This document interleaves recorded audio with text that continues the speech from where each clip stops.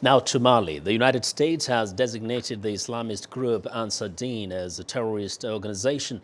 The move freezes any property or assets the group may have under U.S. jurisdiction and bans Americans from conducting transactions with it.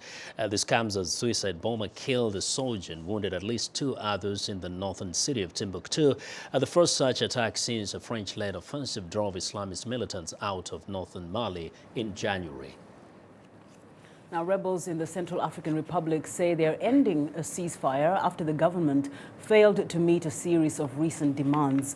Eric Massey, a spokesman for the Seleka rebel coalition, tells VOA that the rebel ultimatum has expired and hostilities may resume. The rebels already went on the offensive last week, taking control of 3 southeastern towns. They are also holding 5 ministers who had joined the government from rebel ranks as part of a January peace deal.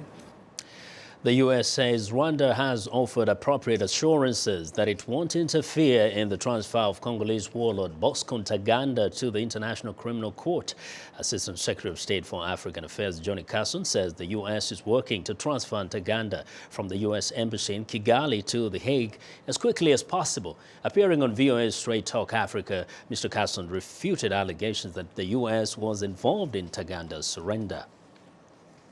Okay.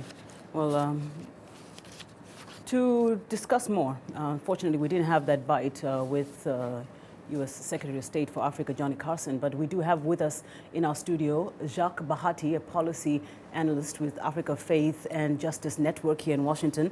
And we're glad to have you. Maybe you could give us some insight into what has been going on this recent week with the surrender of Mr. Ntaganda. Thanks so much for joining us today. Thank you for inviting me once again. No, it's a pleasure. So what do you make of his voluntary surrender to the U.S. Embassy in Kigali?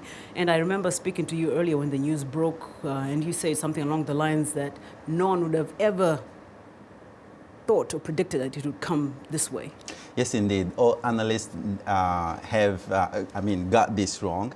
They never predicted that Ntaganda, as a good soldier he was, and many soldiers who were loyal to him, never thought that he would surrender. So this was a surprise to many people, and indeed a very good news in the Congolese community. I assume, yes. So obviously this news has been coming down for a few days now. People are digesting it. Yes. From what you know, what is your understanding of how it came to this? Why did he turn himself in Kigali at the U.S. Embassy? How did it lead to that?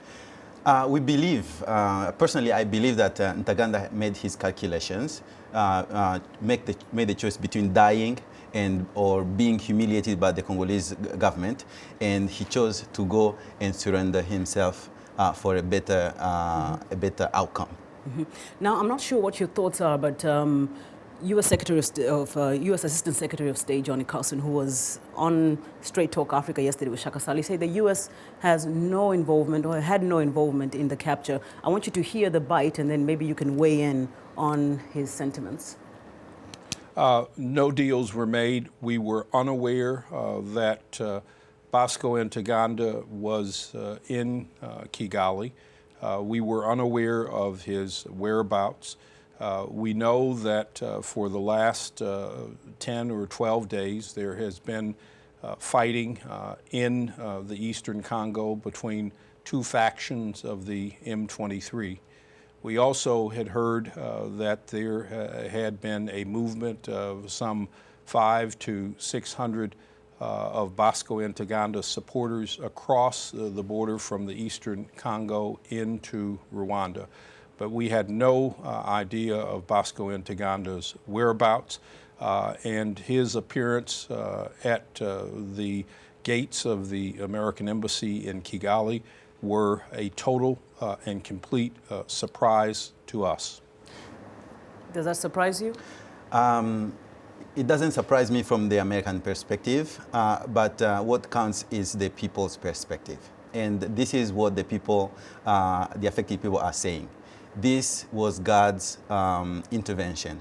Prayers of the people heard, cries of the victim responded to, because in the face of a government that failed to protect them and this national community that failed to protect them.